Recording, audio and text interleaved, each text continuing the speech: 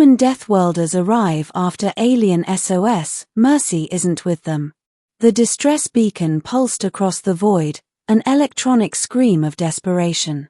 On the shattered colony of Vera 9, the survivors huddled behind broken barricades, antennae quivering with terror.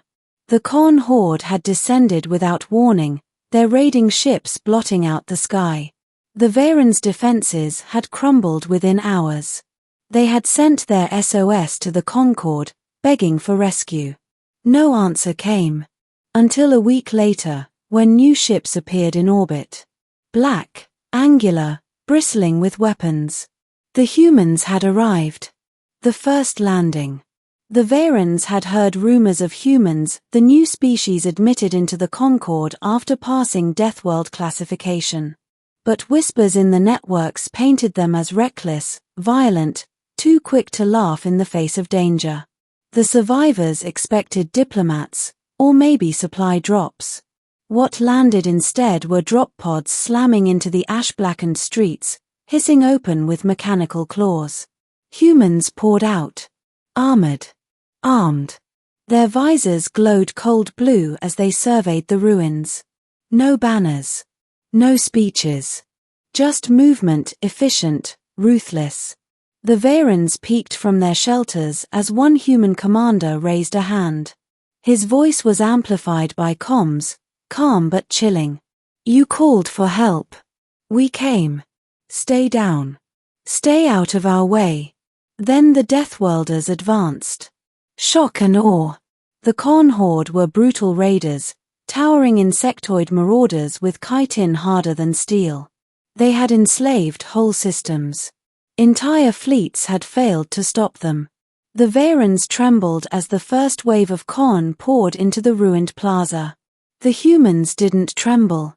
They opened fire. Their weapons weren't just efficient, they were cruelly precise. Armor-piercing rounds shattered chitin with surgical ease. Explosives collapsed entire formations into twitching heaps.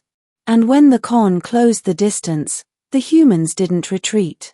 They switched to blades, shock batons, and bare fists. To the Varans' horror and awe, the humans fought like predators unchained. They didn't just kill, they broke their enemies. Knees shattered, mandibles torn free, throats crushed. The Khan had expected prey. Instead, they met monsters that fought with laughter on their lips and fire in their eyes. No mercy. The Varans had always believed that mercy was the highest virtue. Even in war, they spared the wounded. They negotiated with raiders. The humans did not. When a Khan dropped its weapon and tried to flee, a human sniper's round split its skull. When another begged in its hissing language, the human commander simply said, "You had your chance," and ended it. When a nest of raiders was cornered, the humans burned it out with white phosphor, ignoring the shrieks within. The Varans clutched one another in shock. Was this rescue or another kind of horror? But as the Khan fell, something became clear. The humans weren't here to negotiate. They weren't here to show compassion. They were here to make sure no Varan child ever feared the Khan again. The turning point. On the third day, the Khan brought out their war beast, a grave maul, towering on 6 legs, each step shaking the ruins. Its armored hide had repelled every known weapon. The Varans despaired. The beast had once broken entire Concord legions. The humans didn't flinch. They baited it into the open, dodging claws that could shear a tank in half. Their rockets hammered its joints.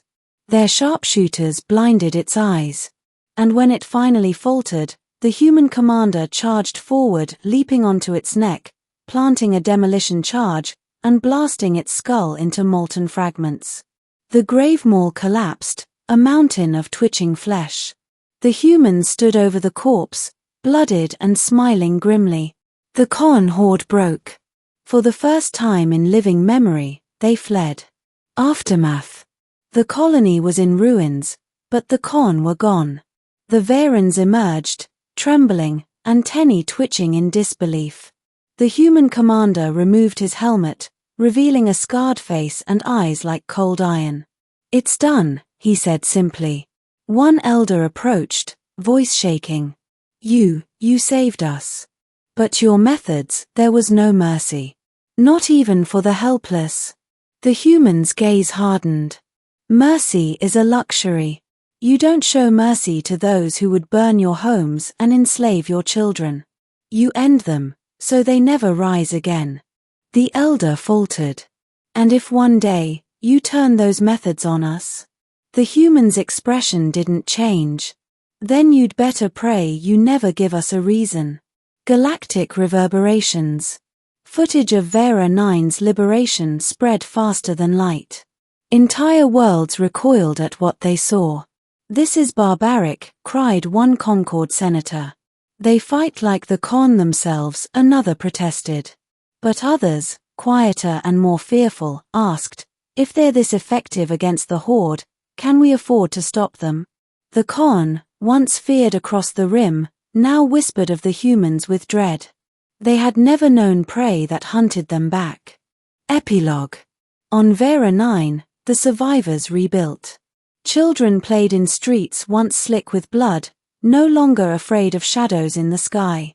But they never forgot the sight of human Deathworlders marching through fire, faces cold, blades dripping.